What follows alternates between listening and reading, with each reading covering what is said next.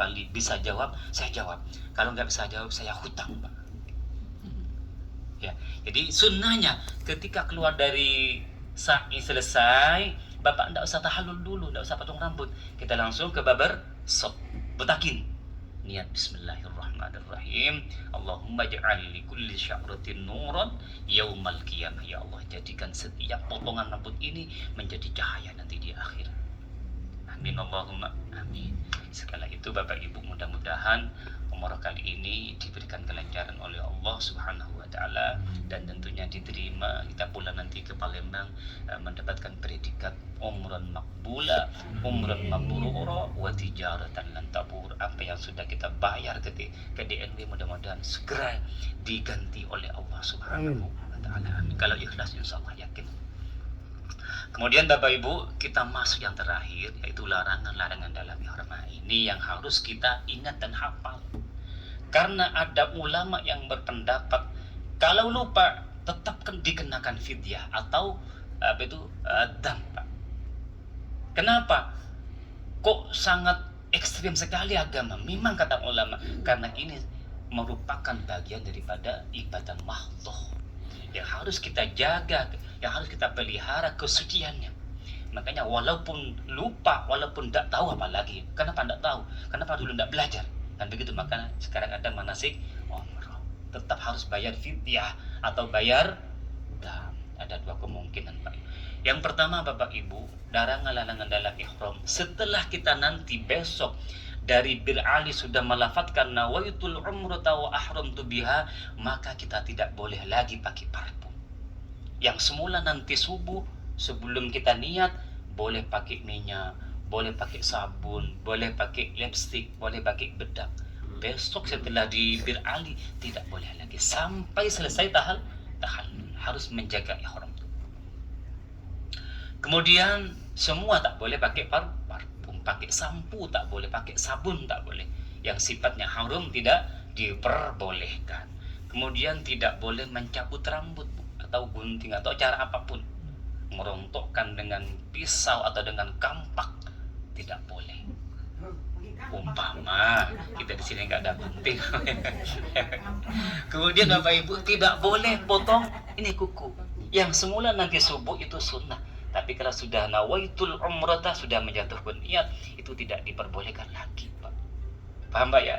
Nah, lalu kemudian untuk bapak-bapak tidak boleh pakai topi, pakai kopiah atau penutup kepala dengan cara apapun, tidak diperbolehkan.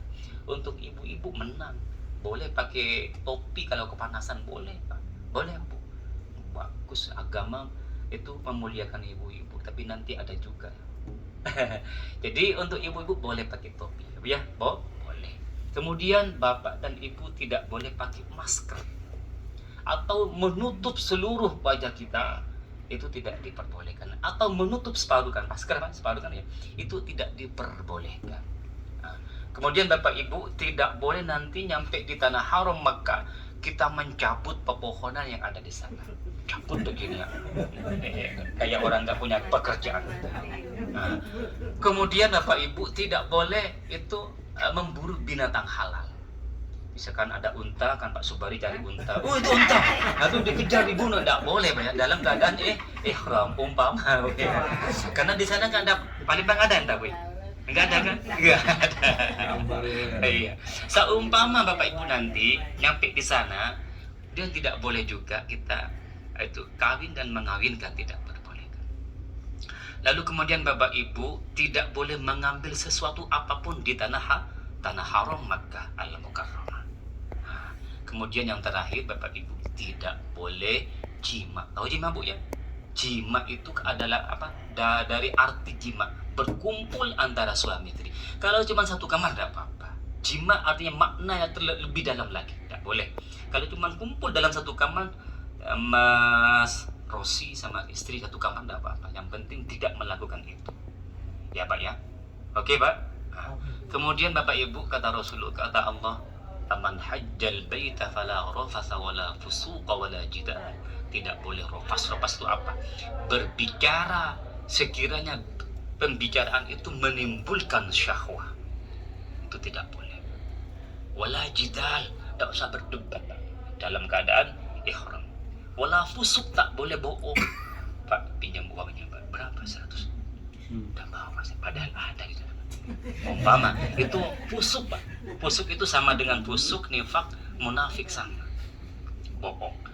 Perkataannya tidak sama dengan di sini. Ini apa namanya? Hati, bukan dada ini. Hati di sini ya. Jadi itu rofas, fusuk, jidal tidak diperbolehkan. Seumpama semua itu atau salah satu di antara banyak itu larangan-larangan dalam umrah ihram itu kita laksanakan, kita lakukan, maka ada dua kemungkinan Bapak Ibu. Kalau kita pakai sampo atau pakai parfum, atau kita potong rambut atau potong kuku, maka kita harus membayar fidyah. Itu paling ringan fidyah. Atau yang kedua, kalau kita jima atau setelah kita melafatkan nawaitul umrah tadi bil ali tempat mikot, lalu kita tidak jadi melaksanakan umrah, saya lagi pegang Ustaz lah, nantilah itu besok lusa aja, itu tidak diperbolehkan, haram hukumnya dan harus membayar dam, bukan fidyah Pak. Dam. Fidyah itu apa? Memberi makan sebanyak orang miskin, jumlahnya 6 orang. Satu orang membayar 15 rial. Pagi 5 rial satu orang tuh Pak ya. Makan siang 5 rial, terus kemudian malam 5 rial. Jadi komplit satu orang 15 rial, dikalikan 6 berapa Pak? Itulah jawabannya ada di Bapak Ibu. Kemudian kalau kita terpaksa melakukan jima, maka harus membayar dam. Dam itu apa? Dam itu mengalirkan darah binatang kambing.